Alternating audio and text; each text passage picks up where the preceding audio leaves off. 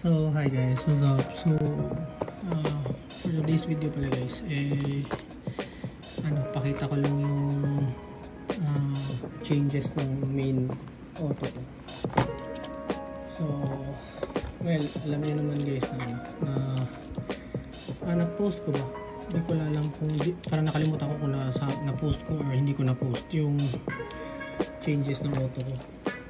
Pero feeling ko na-post ko ata yun. But anyway, so eto.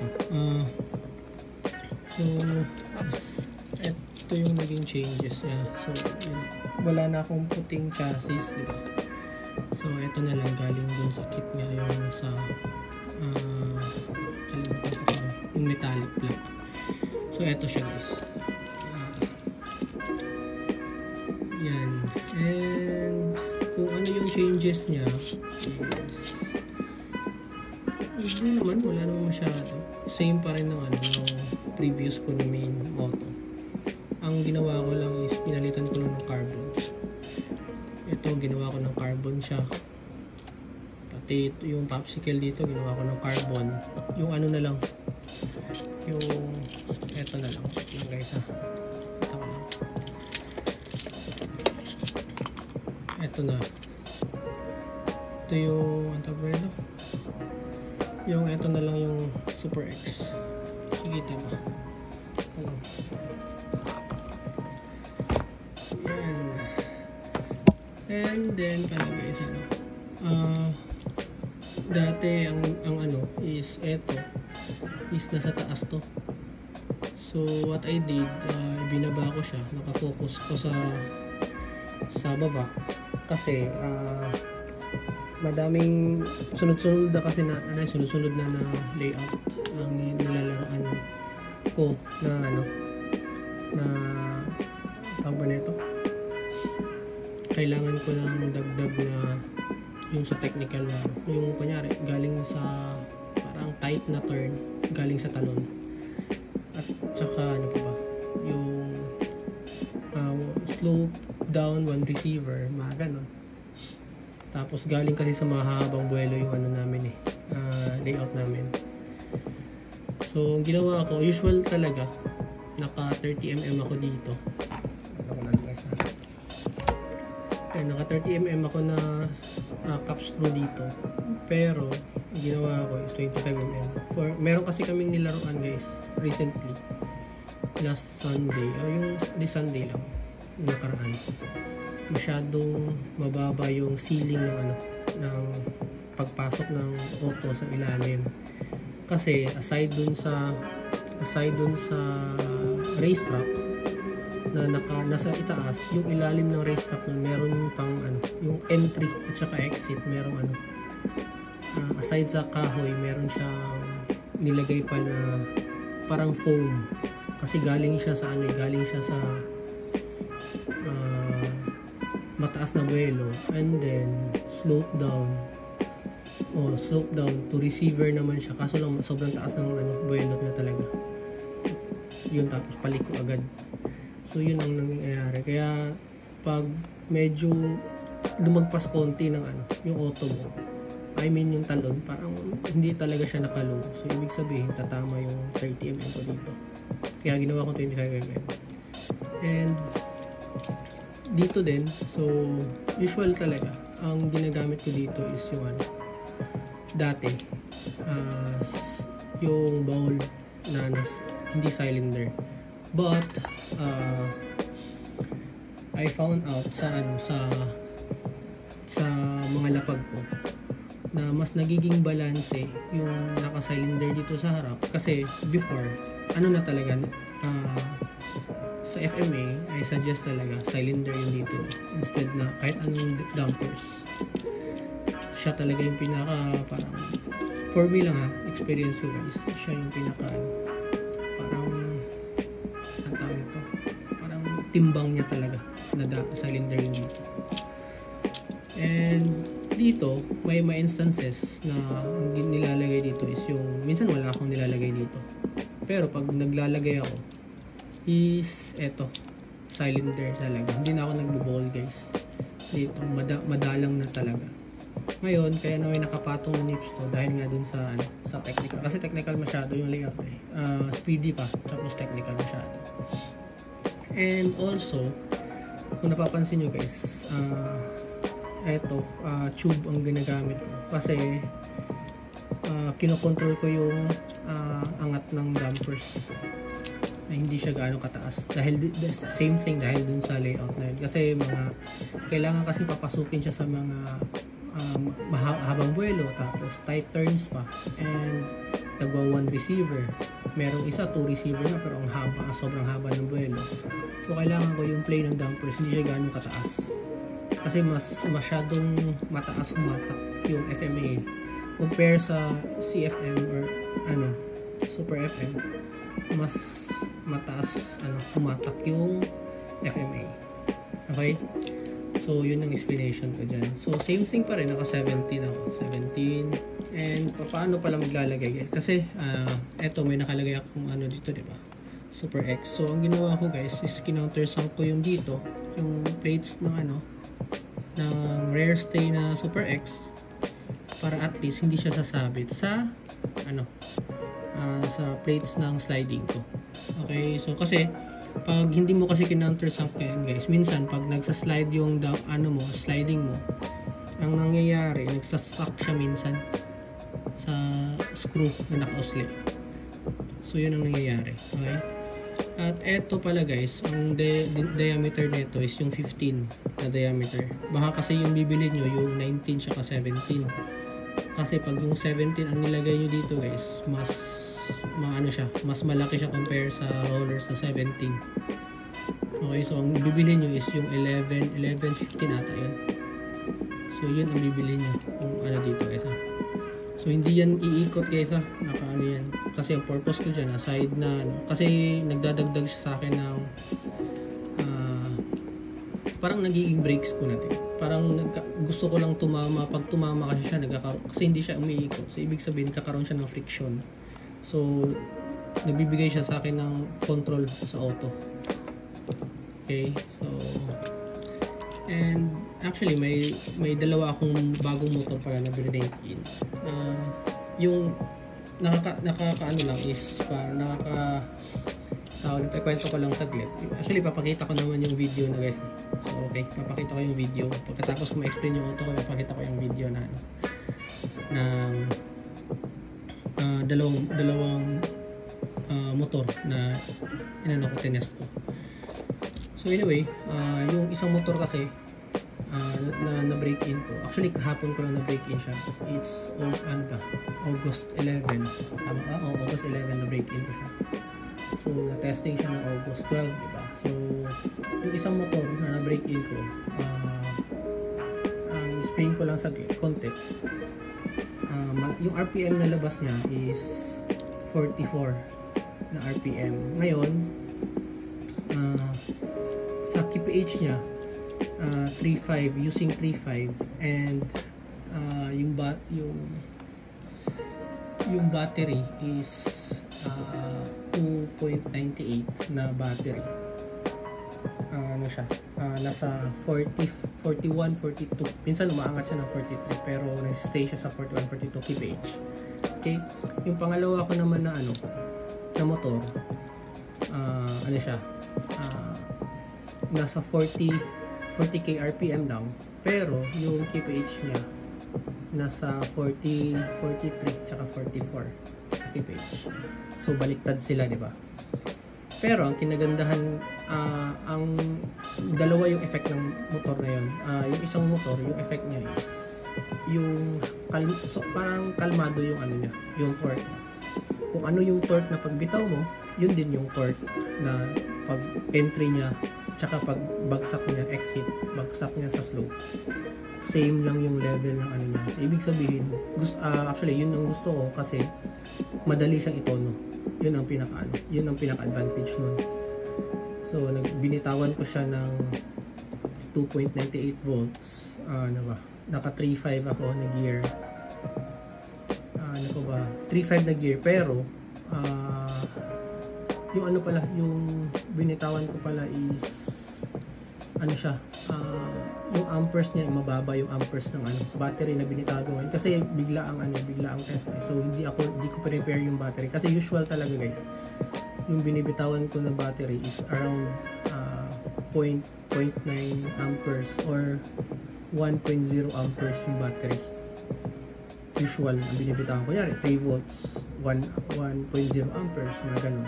Okay, 3 volts, 0.9 amperes. Ganun yung binibitawan ko.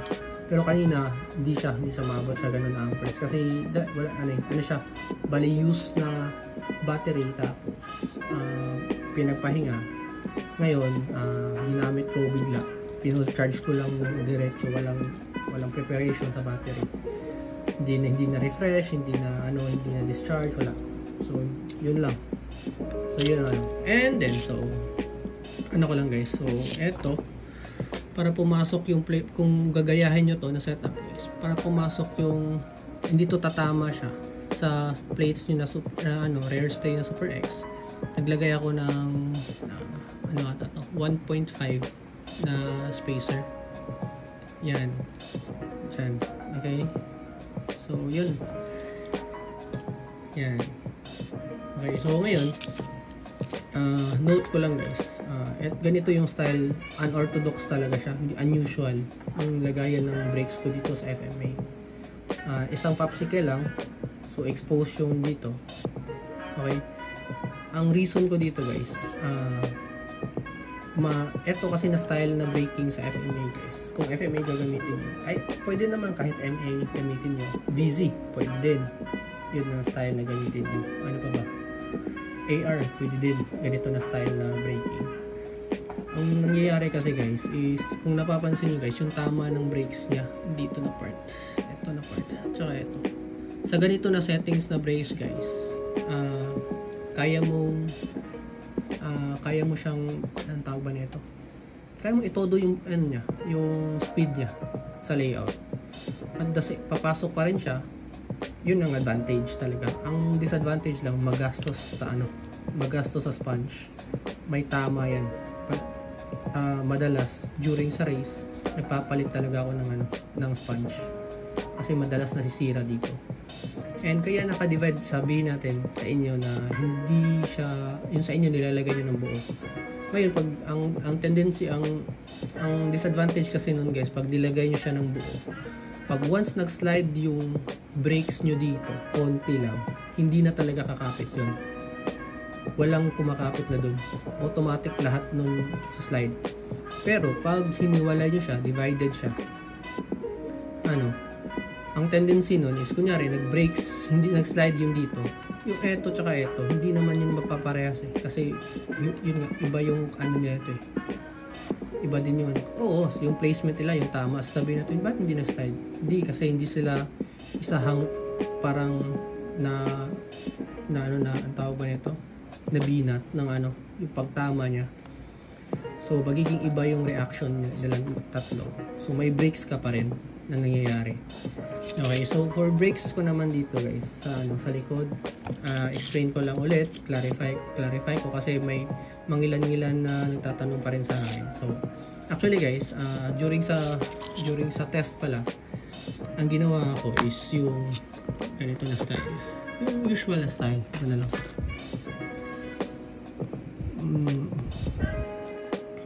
Kitang guys pakita ko lang kasi ito yung usual ito yung standard na ginagawa ng racer.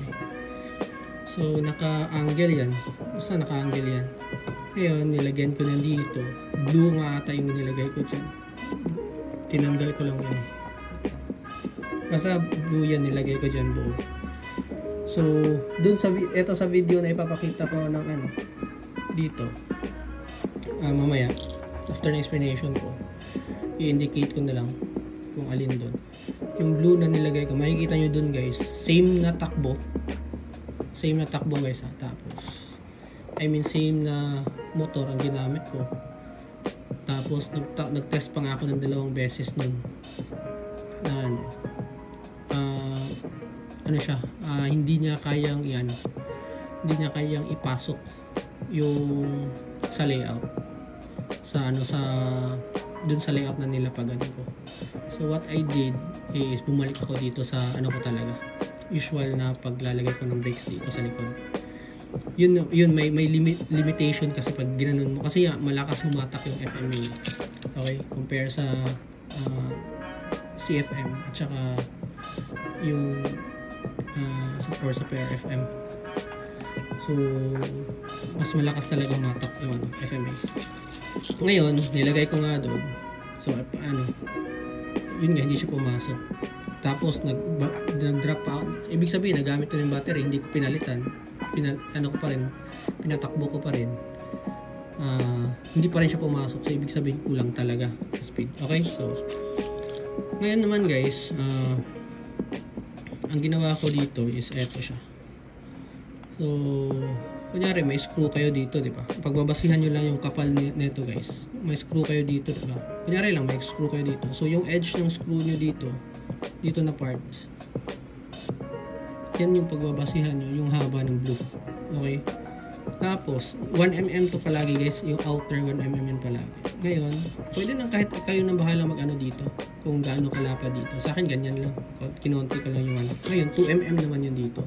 So ang mangyayari nun sa settings guys ng brakes, tatama siya dito na part, ito na area, ito lang yung tatama dun. First initial na impact niya sa sa panels, ito yun na part. So ibig sabihin magkakaroon ka ngayon ng brakes. Dahil usual pag tumama dyan, sabihin bakit hindi na lang yung nakaslant. Well, yun nga, yung sabi ko nga, may limitation yung ganun sa FMA. But anyway, subukan nyo lang so that you can identify guys, so that ma-distinguish nyo na yung difference. Pagkatapos tumama dito na part sa initial na brakes niya, the next thing is tatama siya dito yung brakes niya. So ibig sabihin nagkakaroon ng dalawang initial na braking dito, instead na isahan siya na buo. Okay, so ibig sabihin ang nangyayari, tatlong brakings nyo, ito, yan ang nangyayari sa and then sa akin guys, sa akin talaga dati kasi sa mga layout dati mas maganda yung naka medium dia, pero so far kasi sa mga nilalapagan ko na layout dito sa amin, dito sa nilalaruan ko, madalas talaga medyo hindi na worth it yung medium. Hindi ko na kailangan yung speed kasi ng ng dagdag na speed sa laki ng diameter ng gulong. Kinukuha ko na yun sa motor, sa battery, saka sa gear. Doon ko na kinukuha yun. Hindi ko na needed yun. Kaya meron kasing characteristics tong medium dia na pag ginamit mo, pinatakbo mo, nagkakaroon siya ng lalong nag-i-increase palagi during runs yung niya, yung bilis niya. So ang nangyayari doon is natatapon yung auto mo. So hindi siya worth it para sa akin pero nasa sa inyo pa rin kung yun ang setup mo. Okay, so ngayon dito pala guys, explain ko lang dito sa ilalim guys. Ito lang yung di ba? Ito lang yung popsicle ko, di ba? Kunyari ito, imagine niyo na lang guys ito yung popsicle ko. Andito na part space to, di ba? Ngayon ang ginawa ko, nilagyan ko yan kahit anong sponge na available sa inyo, basta 2mm siya. Gagawin nyo lang siyang parang unan lang ng para malagyan nyo lang ng sa sponge nyo, dito nyo maidikit. Okay, so na talaga yan, bali steady na talaga yan dyan. Okay, so ganyan siya. So nagkakaroon pa siya ng, itong napapansin nyo, nagkakaroon siya ng angle dyan. Okay, so ngayon guys, ang ginawa ko pala sa screw dito guys, is pinapatagos ko lang yan dito guys, pero hindi ko na nilalak nut yan wala nang dyan. Pero yung ilalim din, eto naman guys, dito ko kinukuha yung down thrust, ng aside yung may down thrust dito mismo sa chassis ng FMA, pero ang adjustment ko sa mga down thrust is dito ko kinukuha. So, anong ginagawa ko? Nagsasandwich ako dito ng washer. Okay, so i-clarify ko lang ulit yun. Sa anong washer yun? Yung malaki. Yung usual ko talaga yung malaki. Isang malaki lang. Or minsan, dalawang pinakamanipis. Or isang malaki at saka isang maliit na manipis na washer. So, yun ang ginagawa ko. Okay, so yun ang usual sa build ko setup. Okay, so pakita ko guys yung takbo ng auto ko na yung hindi pa ito yung ginamit ko na brakes. Pakita ko. So tingnan nyo. So 3.4 bro. Ano ko lang lagay.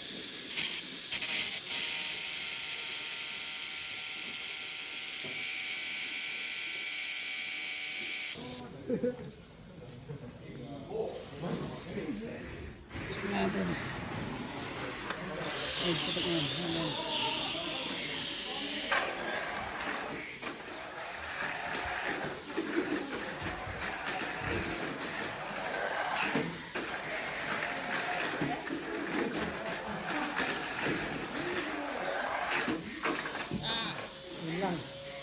Tumobra. Ay. Ito yun ito. Ay.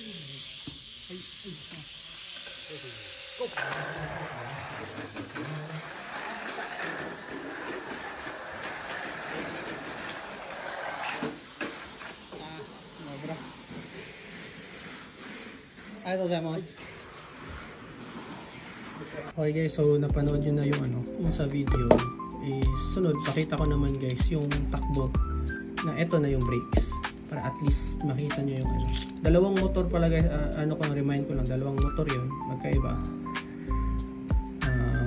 Sa video parang inano ko ata, parang sinabi ko naman ata doon basta yung ginamit ko dyan na battery is yung yung pinakamababa ata is 2.98 volts. Tapos yung isa is 3.02 volts. Yun ang ginagamit ko. Okay, so tingnan nyo na lang yung video. So ito yung video guys. Sa ito na braking. Okay. So successful yung motor nito guys. Bagong braking lang for test. So pumalo siya ng 42 kph naman. Good na din. Tapos eto, pangalawa, actually mababa to na konti. Bago lang yun talaga, yung makasunuran yun. 811. Test natin siya sa actually, itong battery ko, sinarge ko lang ng ni-rush ko, charge ko lang. Turbo charge. Hindi matatawag na turbo charge. So, 3.02. So, testing ko muna ito. Ito ko na lang ilan naman. So, palit ako ng brakes. Pero yung battery is 3.02. Ito yung pangalawang motor na testing.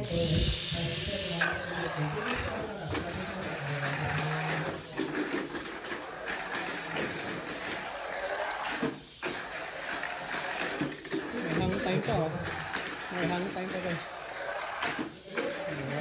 May hang time pa.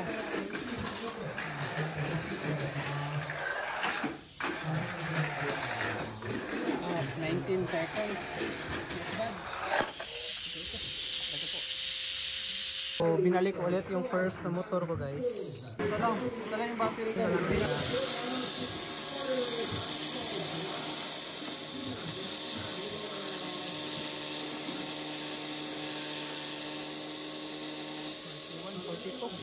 Nasa ganun lang.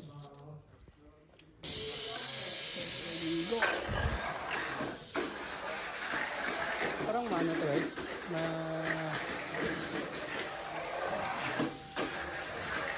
yung para maganda to guys sa technical kasi yung port niya hindi ganun ka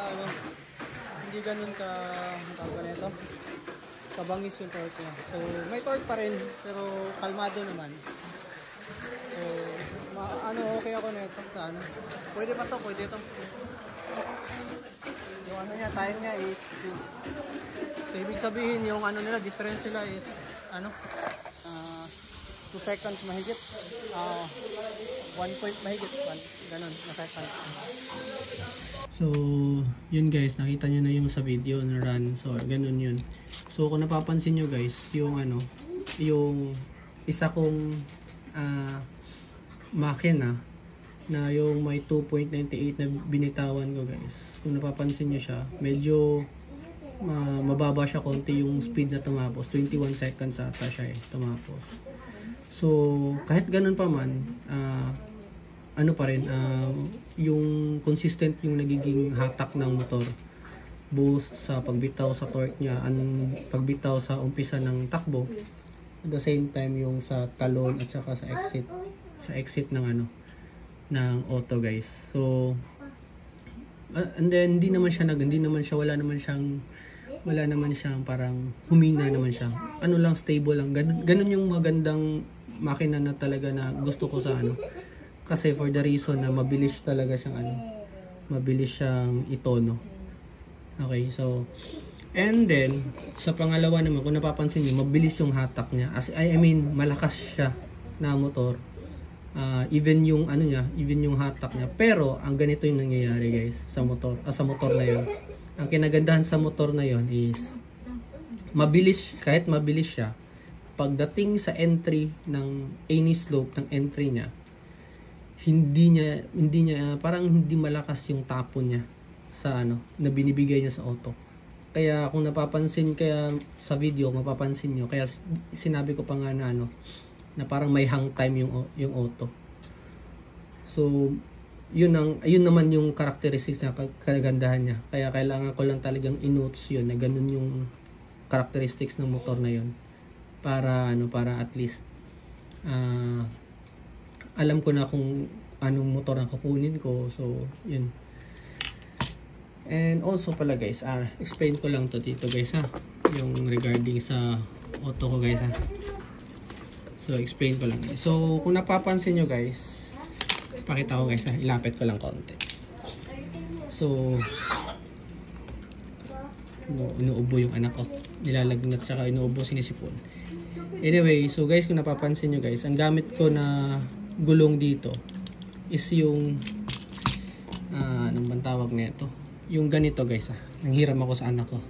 Kunyari, ito yung wheel set, di ba? Ano ko lang. Ganyan siya. Ganyan siya, ito lang gulong to. Ganyan, yung parang may arc. Yung yung parang labasan niya. Yan yung wheel set dito sa harap. Ito sa harap. Explain ko lang kung bakit. So, ibig sabihin, ganyan yan. So ganyan yan. Okay, so ito yun.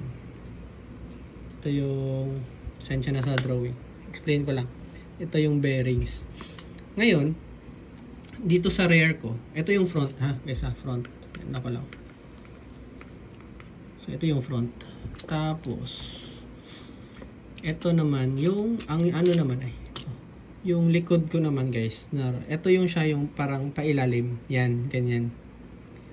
Yung lumalabas ngayon na Super X, parang Super X na tawag ko dito Super X na kalimutan ko lang yung pangalan ng gulong talaga. So, ibig sabihin, yung gulong nun sa ilalim, pag ganyan siya. Parang pag ganyan naman siya, baliktad. Okay? Baliktad. So, ganyan siya. So, andito yung bearings niya. Ito yung bearings niya. Okay. Pero sa ilalim pala guys, ito pala, meron pala dito, meron palang division yan. Kasi yung isa dito guys, to, spacer. Yun ata yung yan ata yung 2 mm na spacer. Sunod sa pinakamaliit. Yun. Tapos bearing. Tapos yan ko lang, i-clarify ko lang guys So ano nangyayari? Ganito yan guys. Ganito yan. iulit ko. Okay. So, ganyan ko lang. Sana, ano, bahala na. So, tapos, eto.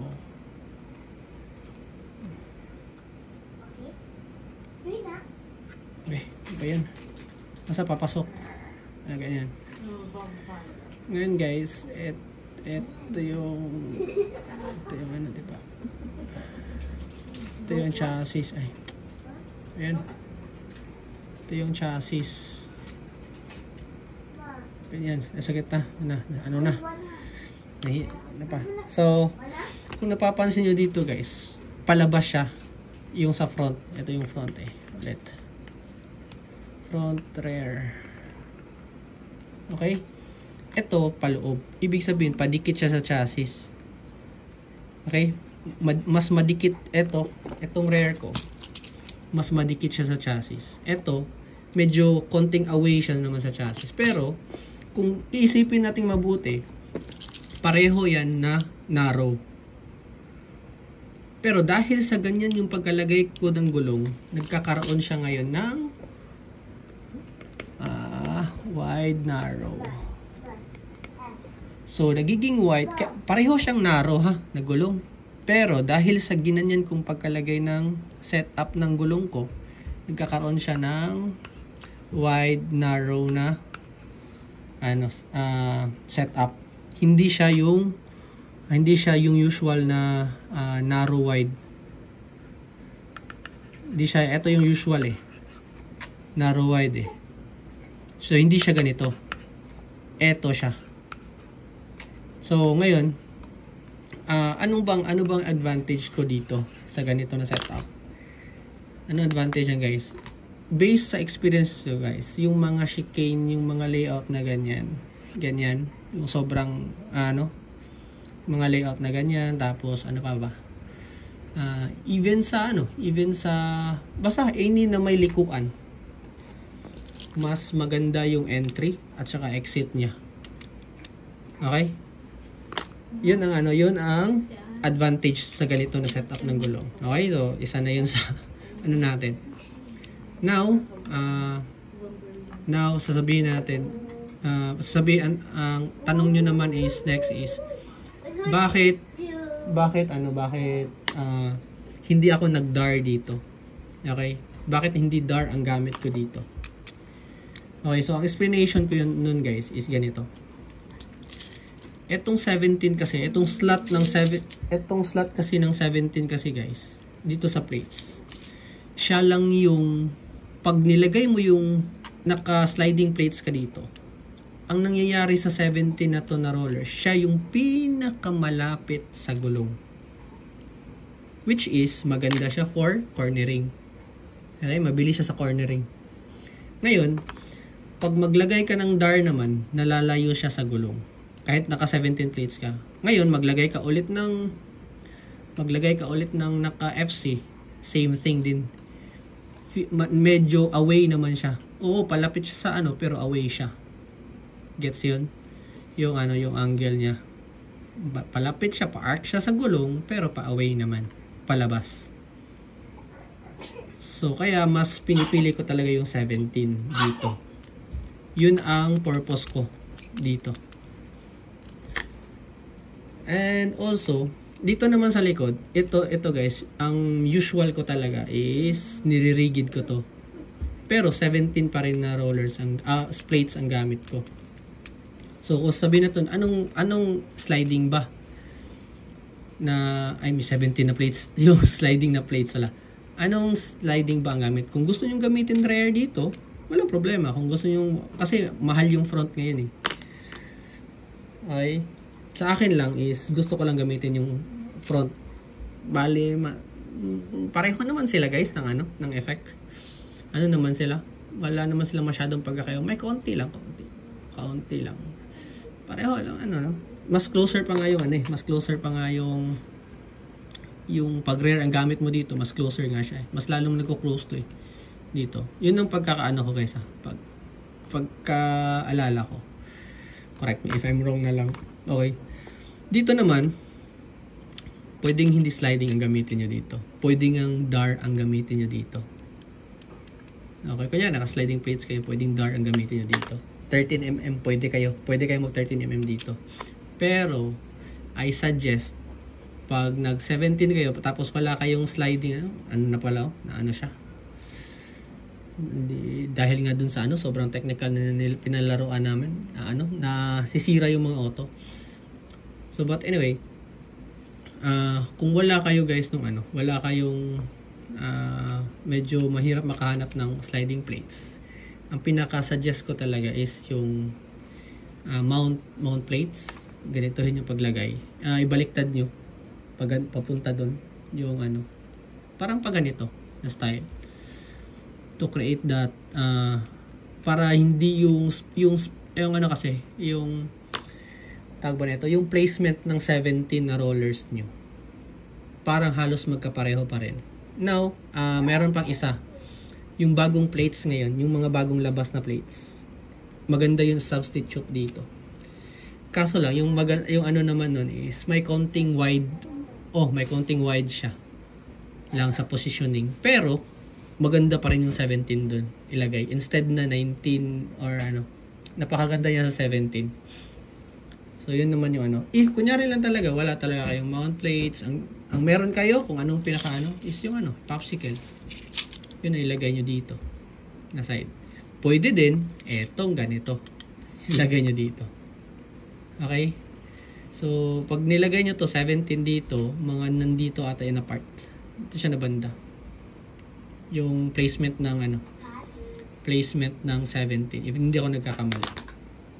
So, I think guys, yun lang. Medyo nahaba-haba na yung yung sa video ko, sa explanation ko dito. So yun ang yun ang kabuuan ng build na to. So yun ang kabuuan ng video kong regarding sa auto ko. So ito na siya. Pero actually guys, meron akong nabili na puti naman, na bid ko. Pero reserve ko na lang yan. So gagamitin ko muna yung na to. Tawag na ito. Yung chassis na to. Okay, so ito pala hindi pa pala ako nakapag FRP pa lang pala gamit ko. Baka naman merong baka naman merong mag-sponsor sa inyo. Sa akin, high grade naman, baka naman. wala akong wala. Tsaka mahal mabili dito sa Japan ng ganun. Mahal talaga sa mahal. Kaya hindi talaga ako bibili. Wala sa budget eh. So, and also pala guys, ko lang ha. Ang usual na ginagamit ko na bearing is, kung wala kayong 620 na bearing guys, I suggest gamitin nyo yung hex na bearing. Maganda yun guys sa maganda yun sa FMA. Hex na bearing. Kung wala kayong 620, kasi mahal yung 620. So, for first, ang gamitin nyo yung hex na bearing. Maganda talaga yung effect niya. Okay? So, pakita ko lang guys yung ito yung ito ata yung, wait lang ha. Ito yung pinakauna na motor na sinasabi ko na yung RPM niya is 44, yung kalmado, ito yun. And sa testing kanina pala guys, gumagamit ako ng 3.5. Yun yung yun ang gear settings ko. Sa test na yun lahat is naka 3.5 ako. Okay? Sige guys. Thank you. So, thank you guys. See you again for our next video and salamat sa panonood ulit. Thank you.